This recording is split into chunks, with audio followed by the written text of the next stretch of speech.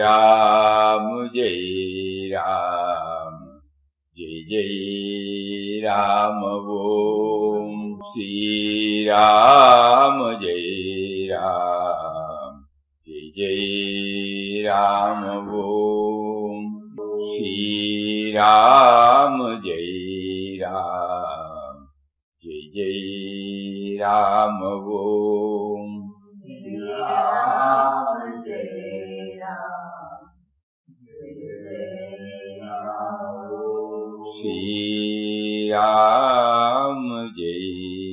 Ram, Jai Ram,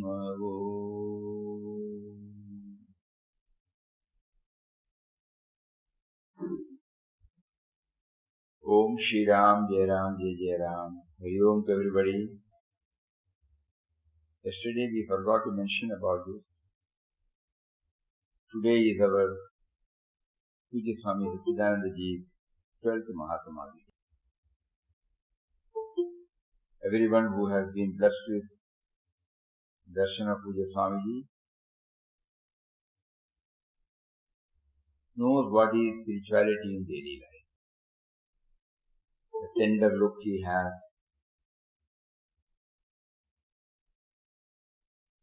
the loving look he has, the simplicity he has, perfection in all that one does, and above all, unbounded love for all.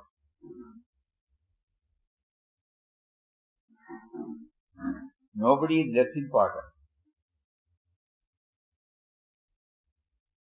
He blessed us with close association with him for nearly 14 years. The first lesson he taught us, we may not be able to live up to,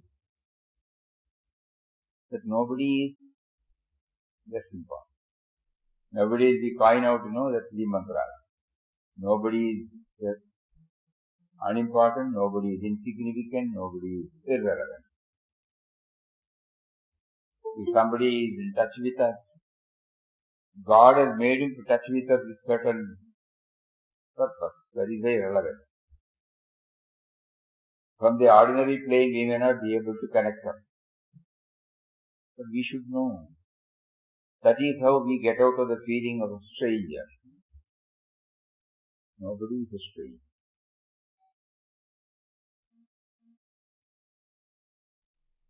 Simplicity, tenderness, perfection in all actions, silent service, and above all, unbounded love for every being.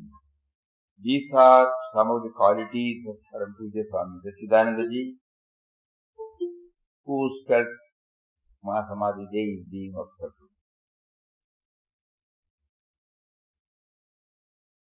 Why are we observing? At least to remember. We have our respect for him, we have our love for him. Only when we think about it, all those things parade before us. So there has to be some context. When we celebrate the Sannyas Day or Jayanti Day of Papa or Mataji, it is not that on the rest of the days we are unaware of them. But on that particular day we apply our mind intensely. This is recommended to us because we are not full-timers. If we are full-timers, there is no need to observe or celebrate. Every day we are conscious of it. Because God has given us various preoccupations, there is every likelihood that our remembrance of them may get diluted. It will be there, but the intensity may get diluted. So these occasions do give us opportunities to intensely remember. For example, today, morning when we were sharing in the forenoon session, the most striking thing, he says, human birth is the gateway to liberation. Number 2. Our true being, capital T, capital B. Our true being is our destination. our real home, our true being is our destination, our real home, our own self. We go back as naked as we started from there.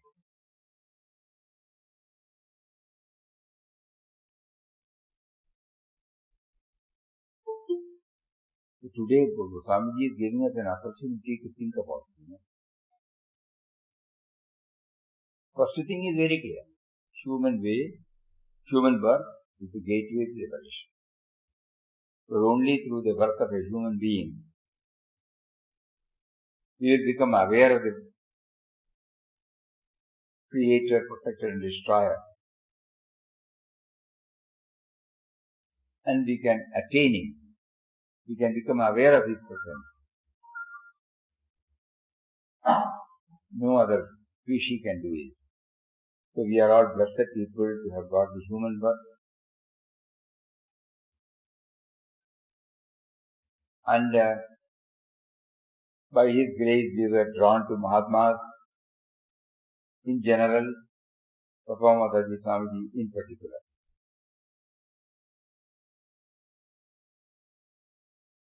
They have given us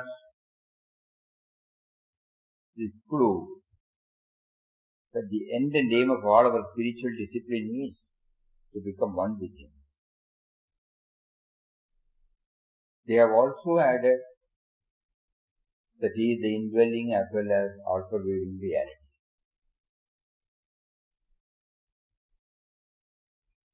These are our plus points. Maybe we may not be 100% sincere in our pursuit, not because we don't want, because of various compulsions which our equipments are habituated. But we have the hope that by their continued blessings we will be able to put us back on the rails that lead to our real home. So these are all the benefits of days like this. Here Swamiji is talking about the highest philosophy, our real home. And the last line is, we go back as naked as we started. When the child comes from the womb of the mother, plain, nothing is added. Everything we keep on adding on it. Everything. Similarly, we have put on ourselves various garments, one upon. Unknowingly, we have stuffed ourselves with so many other things. Like our preconceived notions, our sense of insecurity, sense of uncertainty, anxiety, worries, likes and dislikes, rights and wrongs, preferences, priorities, so many things we have added.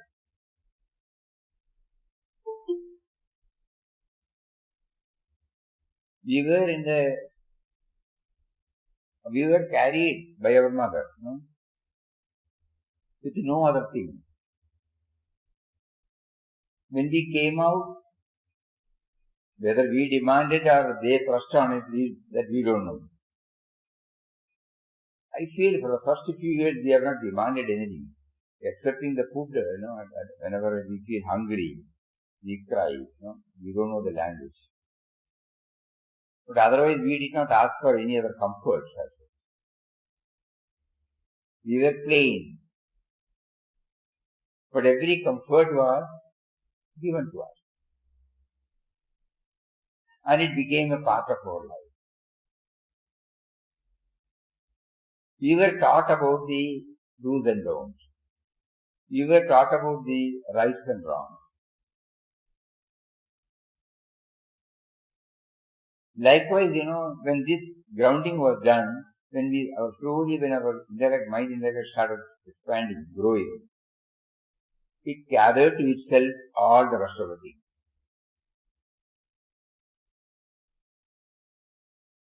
Puja Swamiji says, you have to shed one by one all those. How you started, there you have to go.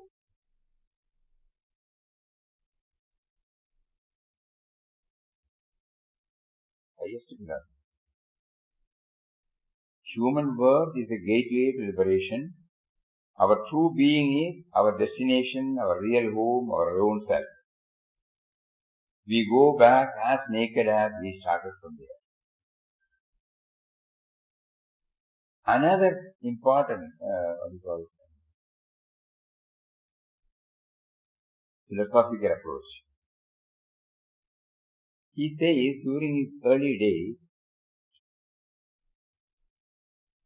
a very important point in our sadhana, when we take to inward journey, this is very important. He says, before coming to the ashram, when I was sitting for meditation, concentrating on the light within, the light of Atma, suddenly the light expanded and expanded to infinity, making the body appear an insignificant spot in that infinite existence. This gave me the vision that God or Atma is not confined to a spot within the body. Think about it. What is it? Kanu Kanu, no?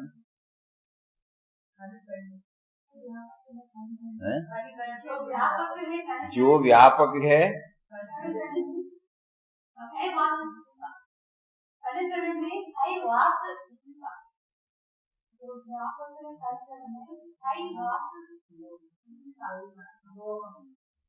in Shivoham, it kills.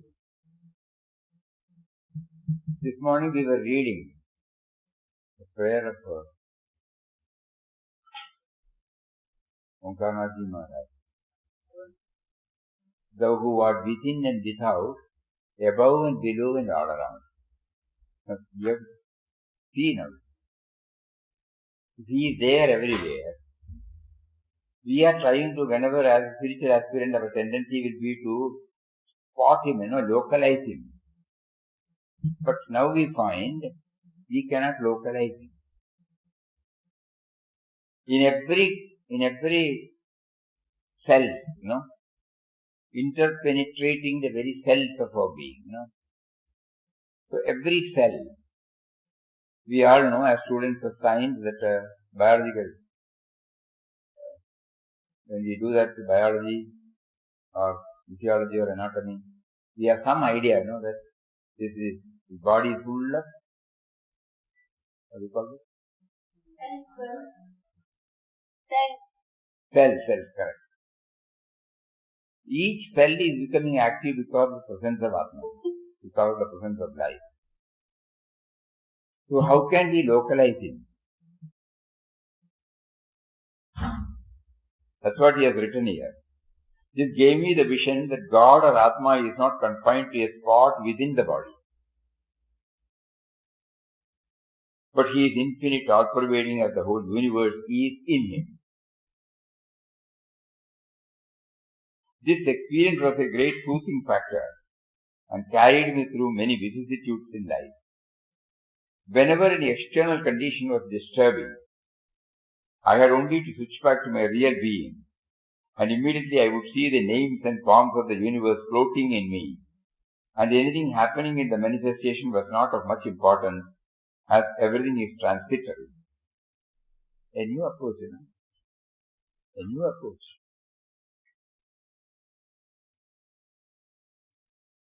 On the 12th Mahasamadhi day, he is slowly taking us with him as to how he was able to have the glimpse first, and then how he was trying to get stabilized in it. The glimpse was that,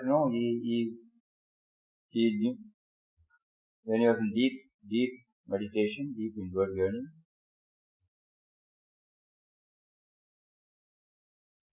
he felt the spark in him was expanding.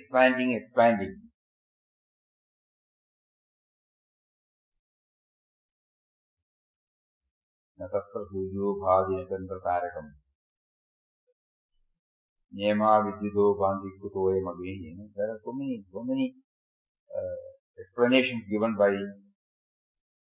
Upanishads. He is the light of lights. So he has written here, when I was sitting for meditation, concentrating on the light within,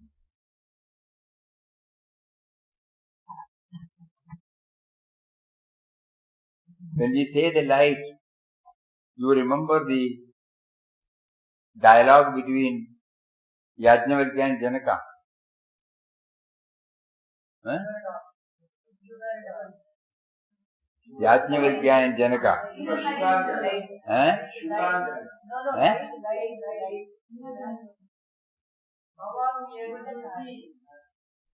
Janaka asked Yajnavalkya, what is the light? You remember? By which you see people. So first he said sun. Later on it came down to when you were, then moon, then lamp or light. Then that is also not available. Then how will you see? Then immediately light within. That means when we are in a room on an Amavasi day, pitch dark everywhere, there is no light. You are awake, but nobody need to tell you that you are awake. You know that you are awake. Where from that light comes? You don't need any other light to know you. Where from that light comes? That comes from within.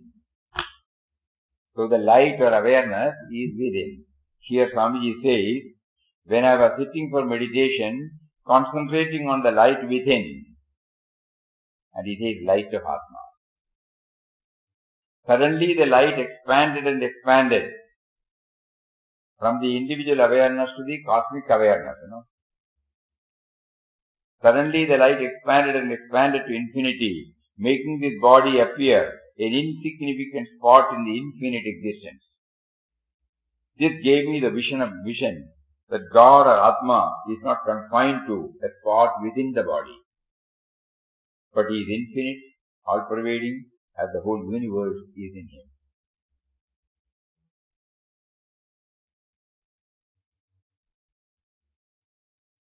In his last letter to all of us, he made a mention about various aspects, in which he said we have to be a little more serious in our sadhana.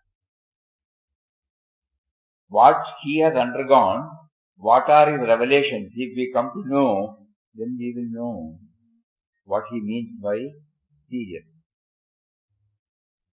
All our activities are needed, but it is still at the surface level. To discipline ourselves to a very great extent, external activities are necessary. But we should not stop with that.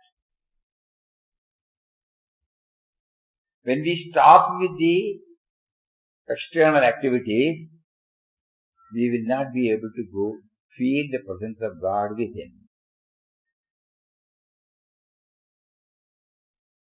So every now and then individual tries in their own way. This is how he tried. Initially, like all of us, he also had a lot of confusion. That is why he was getting up early in the morning, doing so many exercises, somewhere to get some clue, some grip over this spiritual journey. He was restless. That is why when he met Papa, he told us that this is the word he used when he was, I am like a dry leaf, can be tossed hither and thither by the wind. That means by the external situation can move me up and down. But I don't want to. Please don't push me to the Vyavaharik. but towards the Paramatma. Because he has been experimenting in his own way. He was able to understand what is Vyavaharik and what is Paramarthik, what is transitory, what is permanent. All those things came out because of his own experience. Finally, he could understand. His intellect was able to confirm that what is needed is our commitment towards the Paramatma. And these experiences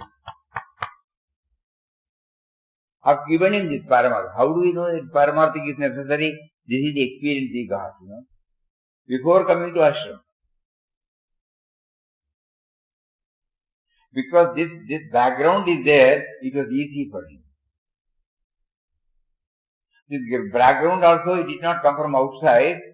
God facilitated him with it. Later on he would say, we were trying to see the consciousness in everybody. When somebody talks, he tries to hear the word, sound from the consciousness. Everything is floating. That was the experience here. Because God cannot be localized. This is a point for all of us to think over. I will again read. Before coming to the ashram, when I was sitting for meditation, concentrating on the light within,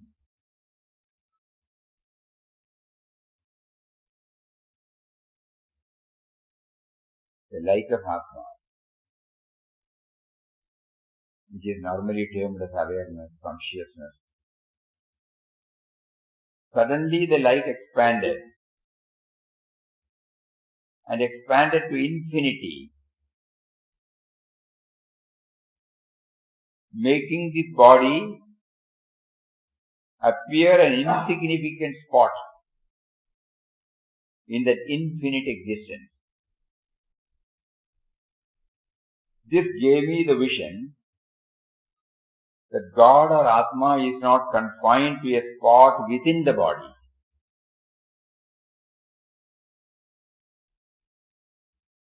But He is infinite, all-pervading, as the whole universe is in Him. This experience was a great soothing factor and carried me through many vicissitudes in life. Whenever any external condition was disturbing,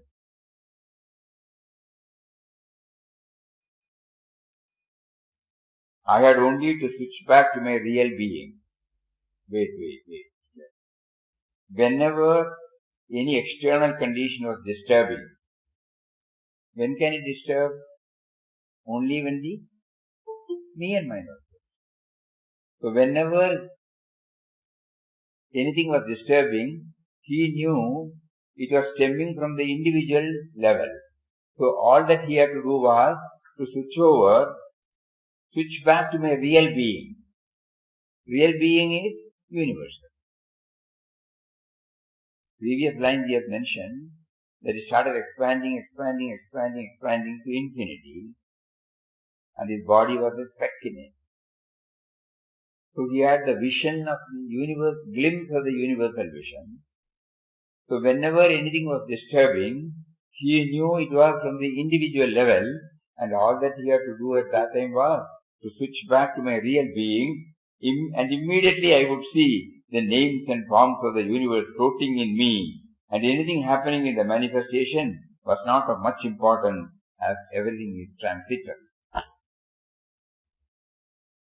If anybody says something, if anybody comments, if anybody acknowledges, if anybody doesn't recognize, you try to see it as floating, not identifying.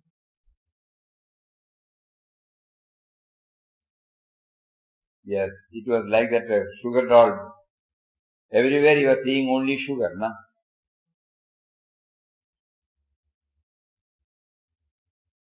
Shuka and Janaka, in that dialogue, finally he said everything is sugar only. These are some clues Swamiji is giving from his own experience. It might help us. Kindly try to go deeper with it. Thus His infinite mercy was carrying through me safely.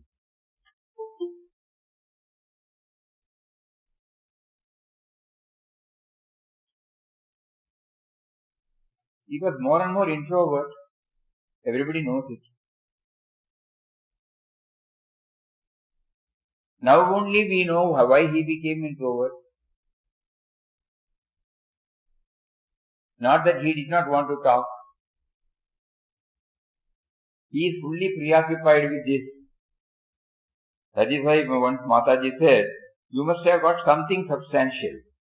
Otherwise you would not have been able to remain so cool and calm in all conditions and circumstances. The same line he repeats, although on another occasion Mataji said, though you are very efficient in everything, spiritually you do not seem to have gained anything. Test was also given. All merciful God gave me the strength to stand all such remarks and take them calmly. I still had to fight against my weaknesses. I could take them belonging to the surface level and therefore nothing to do with my real being. Sri Ramakrishna Paramahamsa insisted upon perfect 100% purity of mind before one can attain God realization.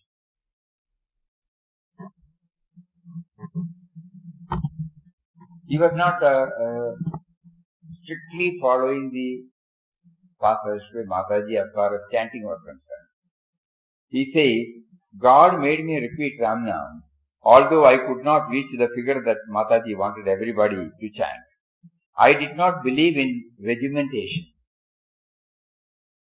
Forcing from outside will make one sadhana mechanical. This is another important point. Why is it that in spite of so many things, we have not had the glimpse of it, We are following others' instruction, We are doing it because we have been asked to do. We have never checked up whether it is needed for me, whether that is the method for me.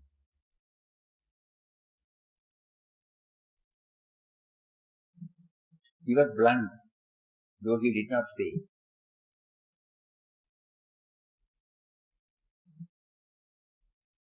The first quotation said, be the light unto yourself and in your own original way. What is the next line?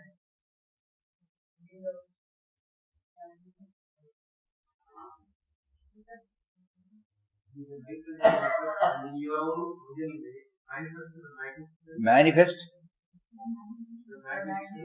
the magnificence. Papa's word. And power of your enlightened life. Be highly creative and set free the infinite power. Release the infinite power. Set free the infinite power stored or locked up. This is a very important one. Now and then we have to go get back to this. What is it that is lacking in me? I am religiously following whatever I have been asked to. But whatever may be our subservience to any principles, we should evolve, chalk out by trial and method, our own method, our own path to reach it. That is why he says, forcing from outside will make one sadhana mechanical. The aspiration must come from within so strongly that nothing else in the world matters. Then even work is not considered so important as Ramnam, unless work is done with full awareness of God, as done by the power of God, as service to God. Even if I chanted Ramnam for a few minutes, it would be coming from the bottom of my heart and would be great joy.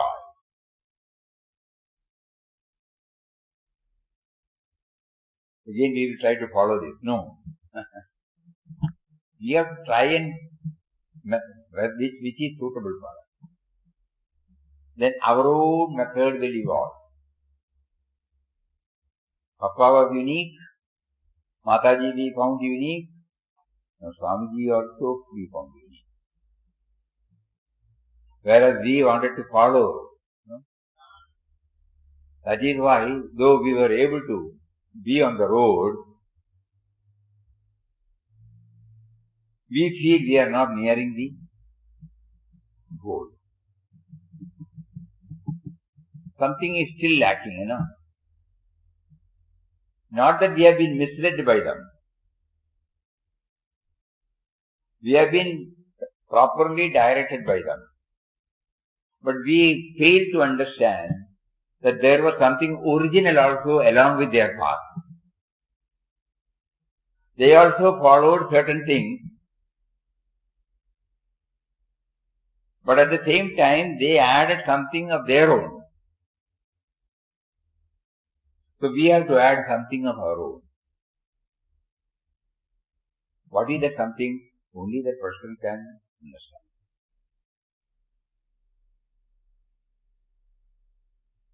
So some more clues for him, for us.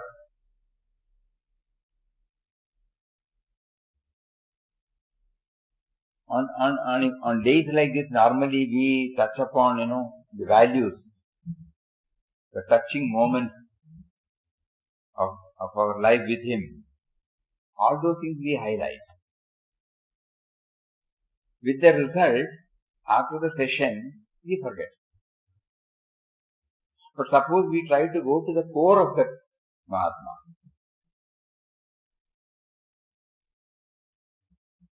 Something will remain.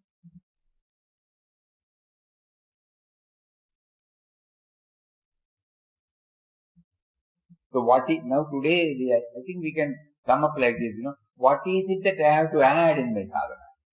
What dimension I have to add in my sadhana?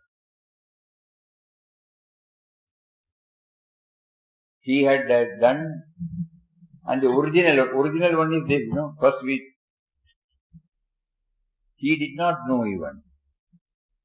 Later on, while writing this in 2003, just it came. Nowhere else he has mentioned.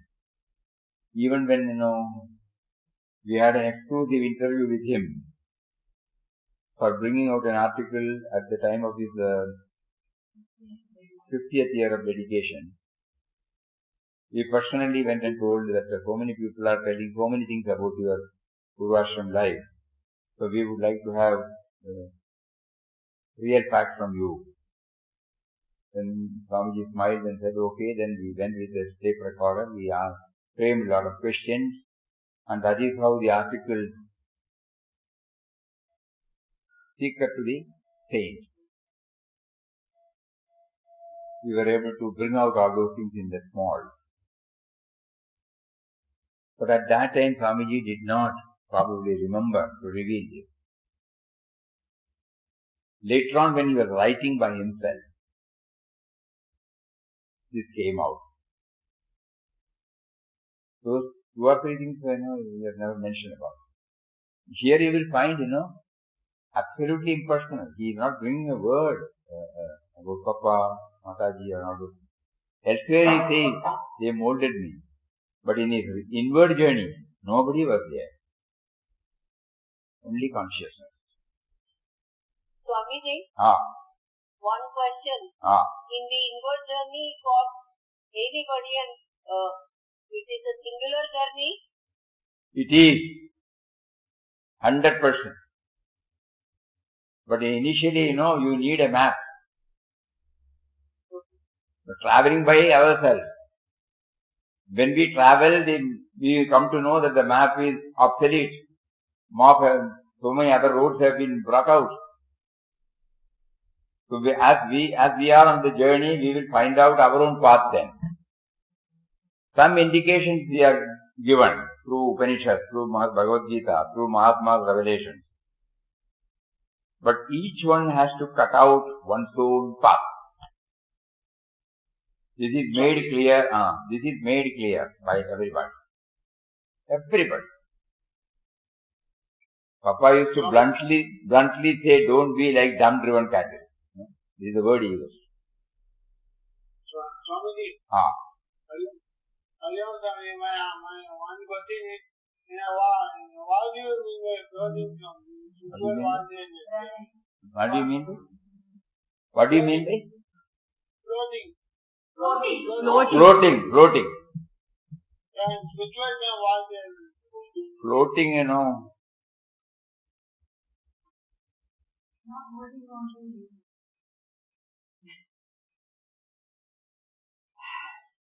Suppose you have got a bottle of water, half bottle, and some object, small pencil or something like that, fell down. It will be floating, Yeah, floating means it is distinct from the base where it floats. So they are in a position to understand the difference between the object that is floated and the base on which it is floating. Okay, sir. Right. Very well. Padmaji was telling something,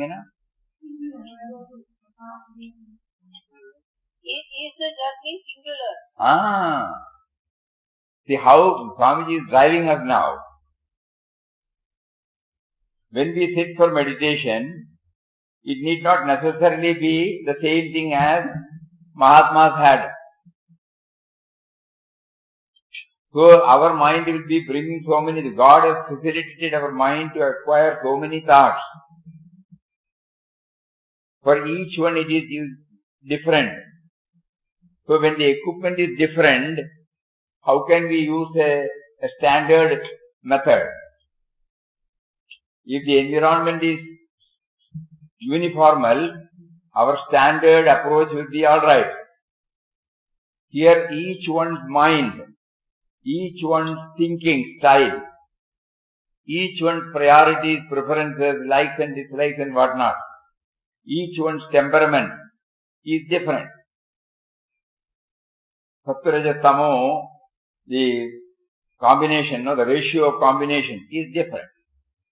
And we are adopting we want a standardized method. It is against rationality. It will not.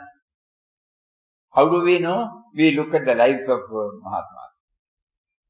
Each one is bringing out in their own way. Still, something is missing for me. If one standard path is the only one, why should there be so many approaches and Mahatmas and Gurus? Simply think about it. You read Samartha Ramadas, Manake Shlok,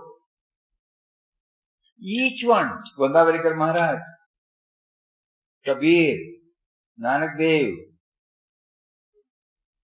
Purandar Das, Tyaga Brahmam. While Purandar Das was concentrating on the Vittal, Tyaga Brahmam was always on Sri Rama, Everywhere there is what you call, different approach, different deities, different paths. Somebody gets, recently one of the Swamis, Mat Swami, nearby ashram, Agnir Mat, the famous Mat, the Swamiji dropped the body. There, very, very humble. Many of you might have been, when you were here in 1918, at the inauguration time of our centenary celebration. On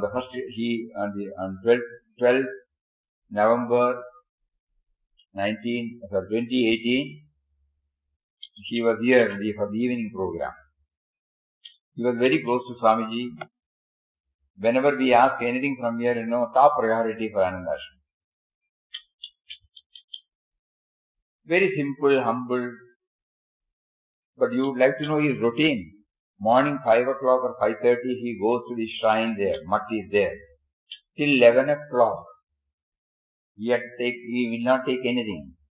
Various puja. Various. Even if he has to go anywhere, he has to carry the deity. And that's the puja by, not pujari is doing. He himself doing. We were told that more than 50 to 60 namaskars, prostration, pranam he has to do. He was highly diabetic. But in spite of that, recently, the person who is going to succeed him, he was in the ashram. He was telling us that when he had the chest problem, he was taken to Mangalore. The cardiologist immediately examined and said, "You cannot go back to Mutt now. You should be here." Swamiji said, "No, I have to get back." "No, you can't." So he kept quiet. 1 hour. Again 1 hour. Then he said, "I have to carry out this puja every day. I will do one thing. I will go there, do the puja and come back. It is a must." And finally when Swami said, the cardiologist had to agree. Because it has not been entrusted to anybody. So such was their approach. Approaches are different. There is no standardized one.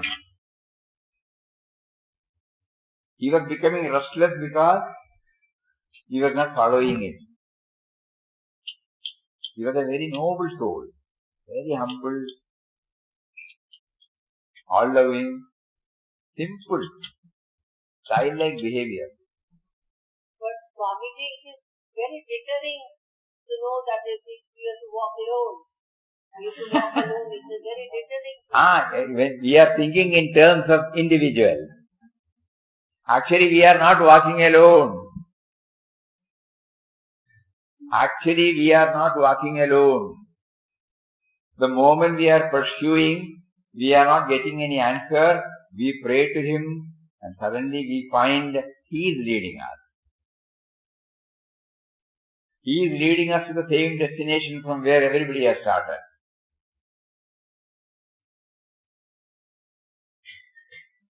Because in the manifested part we are all separate individuals, we are using that word singular, that's all.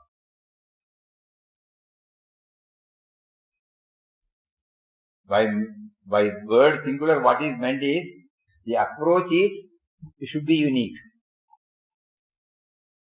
Because you are unique in the eyes of God, naturally your path also has to be unique. So the teaching is one-to-one? Teaching is, coming from directly, But God gives us the equipment to choose what is suitable for our equipment. It is not that suppose somebody says you do this for 5 hours, you will not be able to sit for 5 hours. Do Ramna Mate stretch for 12 hours, you will not be able to do it.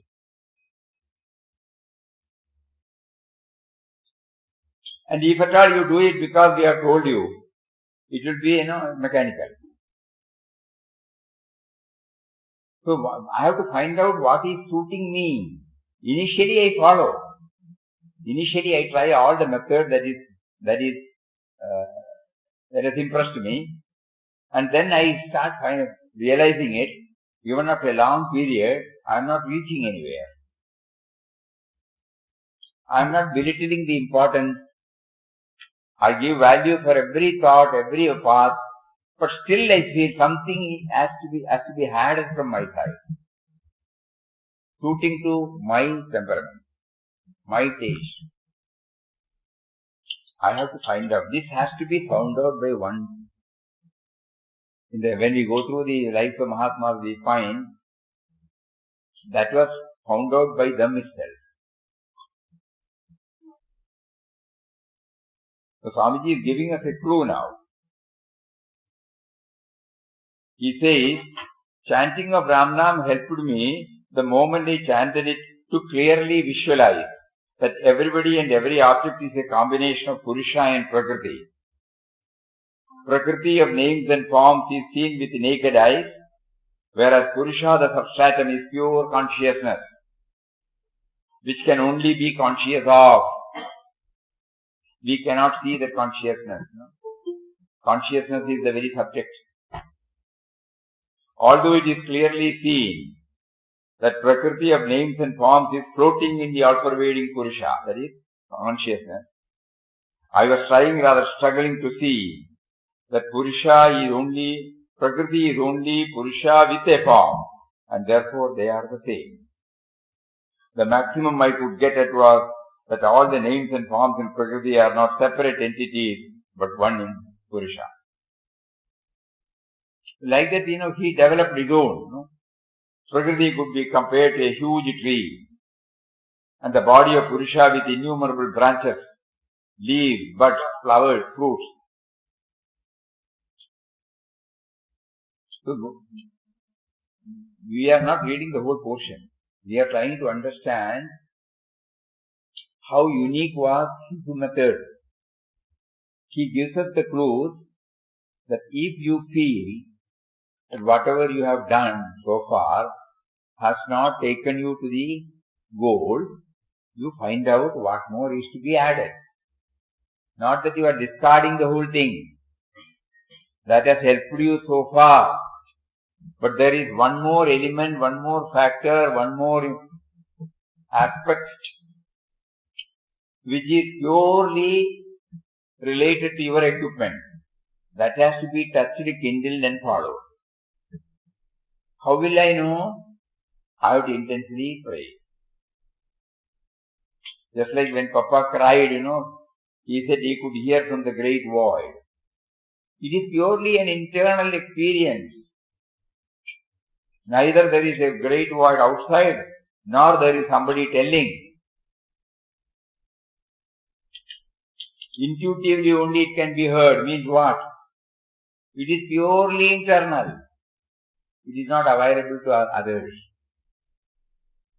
Gandhiji said the inner voice he heard. Nobody else could hear. Only he. The Peace Pilgrim, when she started on this question, what is God? She asked so many people, so many questions. She could not get an answer. She said, I left it like that. Next day morning I started going for a walk. And from the still small voice from within, I knew. So these are all unique experiences. An experience which cannot be imparted to anybody. An experience which blossoms out by itself with the grace of the Lord within. This is what Papa said, original.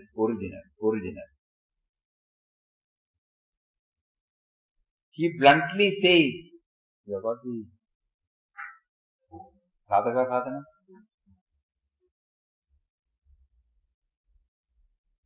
He bluntly says, don't follow, however great the other person may be.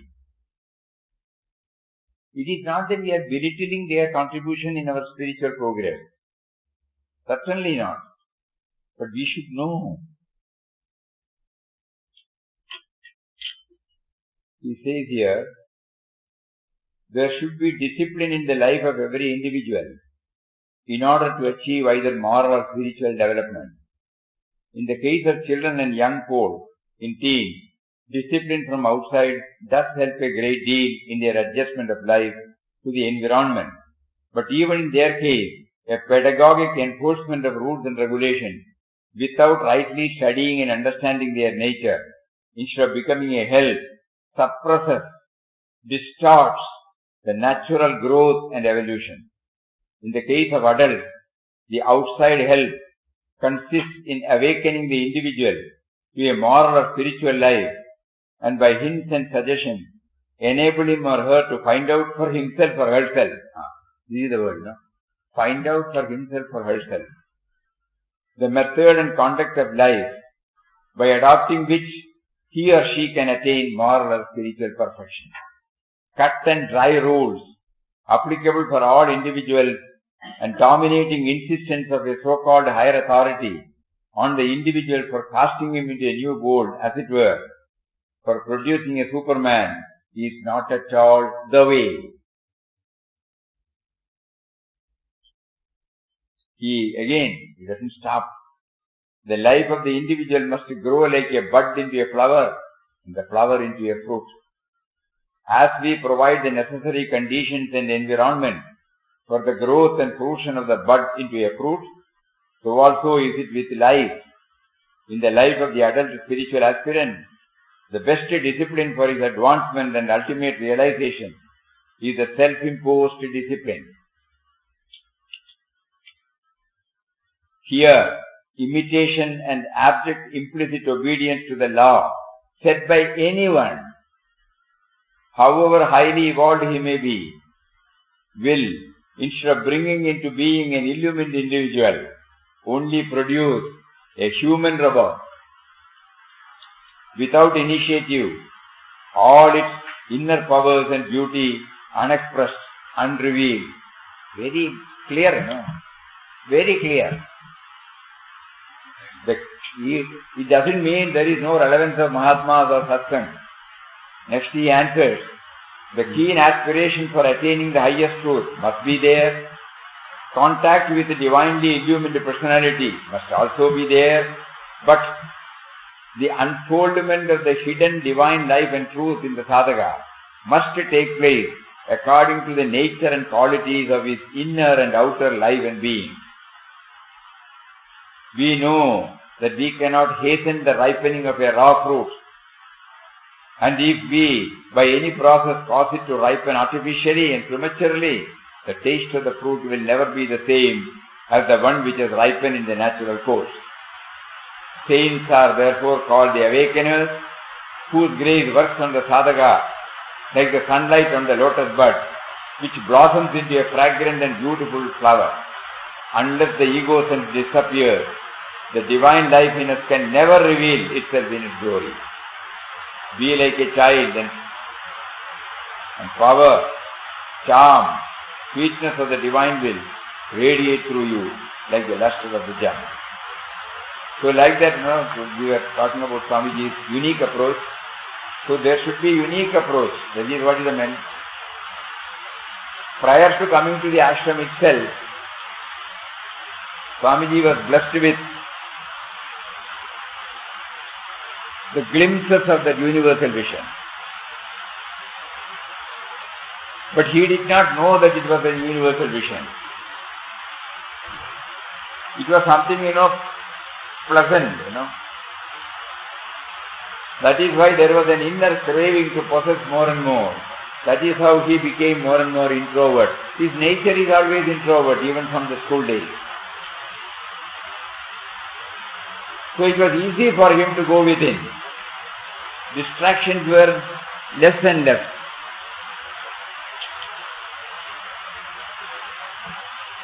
Again, he says, the struggle to get established in the consciousness. The struggle is to get established in the consciousness.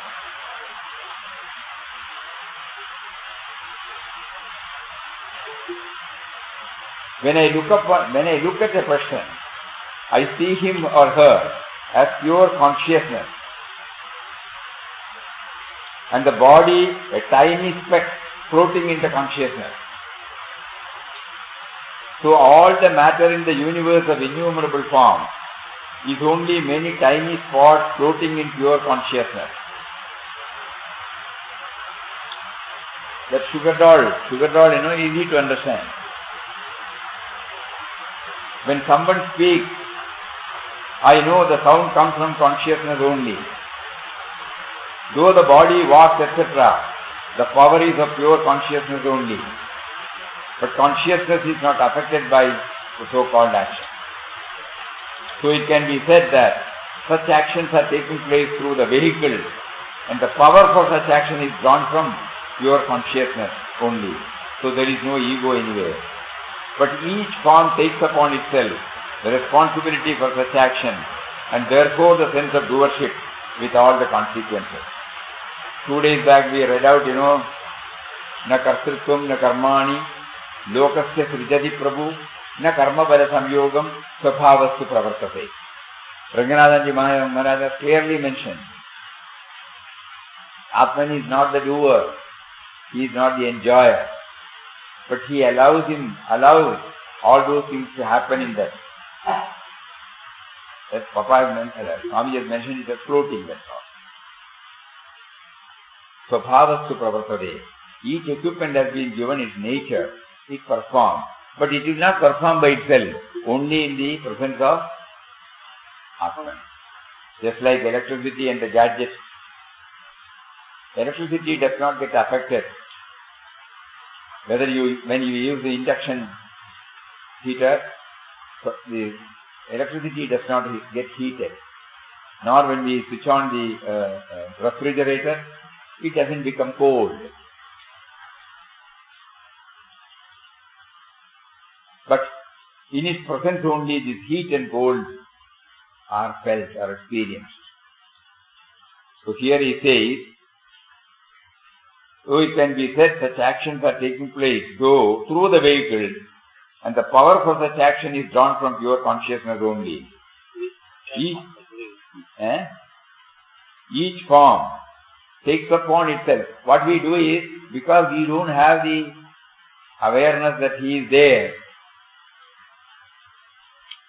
the laptop before me, suppose it has got the capacity to talk, it will say, I am relaying now, I am transmitting now. The moment it becomes aware, if it is not plugged to spiritual electricity, it will not be able to convey it, either to the battery within, or if it is discharged to the outside. Anyway, electricity is needed. Only in the presence of electricity, this can function. But suppose we are all like that. Because we are not aware the power is within, that's where Swamiji has said, each form takes upon itself the responsibility for such action, and therefore the sense of doership with all the consequences. So on the occasion of beginning of Swamiji's centenary, we brought out a small book called The Silent Sage, where Swamiji touches upon all important aspects of sadhana. Though in his usual lectures he doesn't make many such references, but from the way in which he was interacting with the devotees or replying to the devotees, we were able to cull out and then categorize on God, on Guru, on life, on love, on divine name, on sadhana, on ego, on seva, on surrender, on universal vision. So on the 12th Mahasamadhi day, we are drawn to Swamiji's teaching, so that we carry now. The take-home message has been very clear. So far all of us have been sincerely striving for reaching the goal, attaining the goal, as clearly spelled out by our masters and the scriptures. Though many a time we feel that we are following scrupulously or religiously whatever masters have asked us to do, still something is lacking. Today we are reminded, find out what is lacking. We were all chanting. We did not know that at the time of chanting, we should keep on asserting that we are chanting the name of one who is within us, who is making me to chant. This is what Papa has written. Even after hearing this, have we been able to do it? At the time of chanting, what does it come?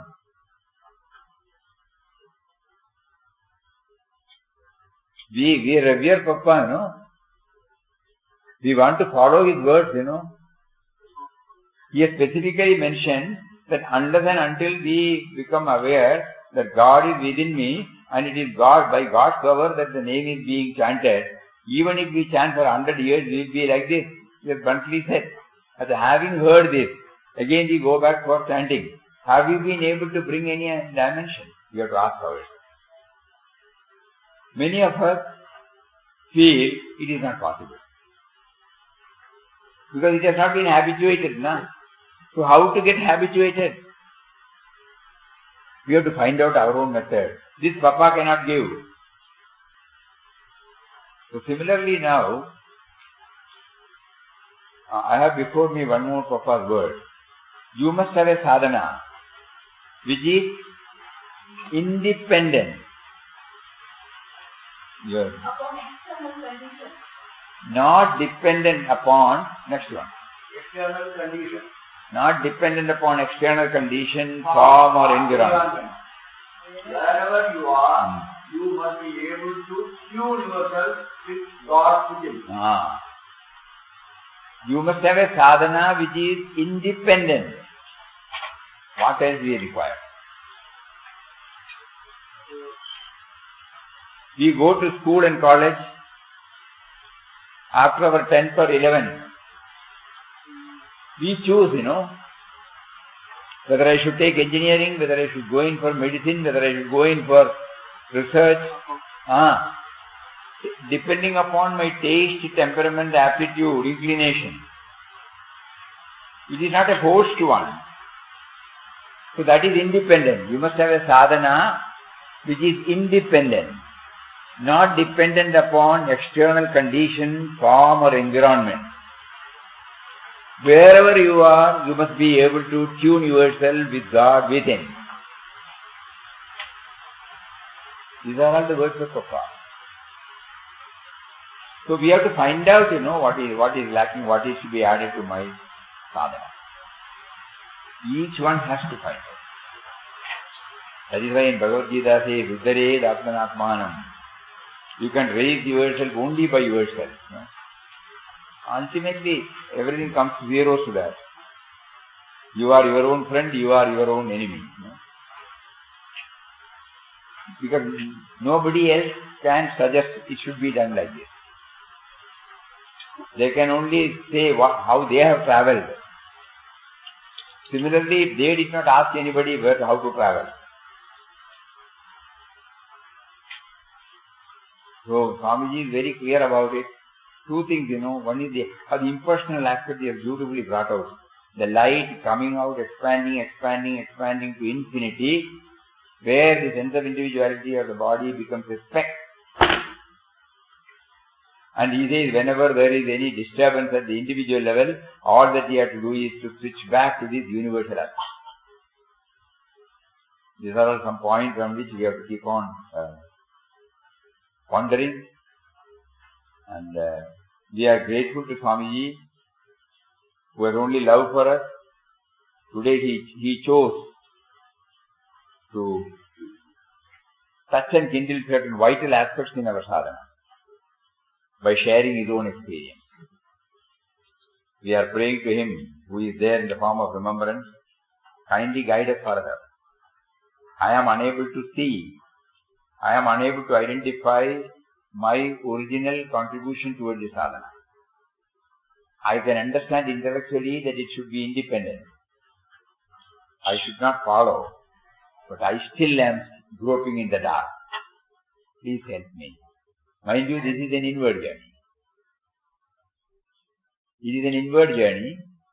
You are invoking the blessings of Mahatmas and you are taking inward journey. Mysteriously they will show us the way. 100% sure. Why? How do we say 100%? That is the life of Mahatmas, including Pujya Swamiji. When they pursued in their own way, they were able to. All are equal in the eyes of God. So if they were able to stay, we will also be able to stay. Papa used to say that should we pray for it? We are entitled for it. We don't have to even pray. He must give us. We are his children. That attitude. Not that we should not pray. We should pray. But It is not that the prayer is a precondition for him to step in and take us forward. Because we are his children. The moment we become aware that we are his children, then we don't need him as a separate entity. There could be so many methods by which we can feel his presence. And today Swamiji has also shown us the light. We are prostrating before him, mentally touching his feet, and seek his blessings for our speedy spiritual progress, culminating in becoming one with him. Om Shri Ram, Jai Ram, Jai Jai Ram.